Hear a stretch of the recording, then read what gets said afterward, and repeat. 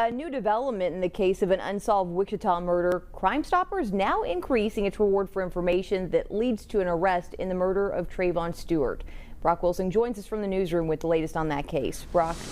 Rachel, Crime Stoppers deciding today to double that reward from $5,000 to $10,000 in the Trayvon Stewart case, hoping it will encourage additional tips and information leading to an arrest. Stewart was gunned down while working a concession stand during a youth football game at Glen Dey Park in northeast Wichita on October 23rd.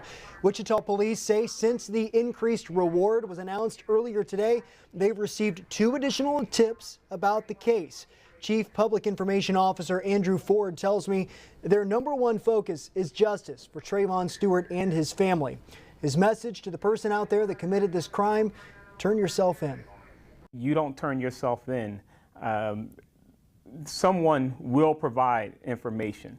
We will eventually find a clue that will lead us to you. And when that comes in, we will find you, we will arrest you, and we will make sure that you, are given fair trial, but you be brought to justice. If you have any information you think may lead investigators to the person responsible for this crime, police ask that you reach out to Crime Stoppers at this number here at the bottom of your screen or by downloading the P3 Tips app. Rachel? Brock.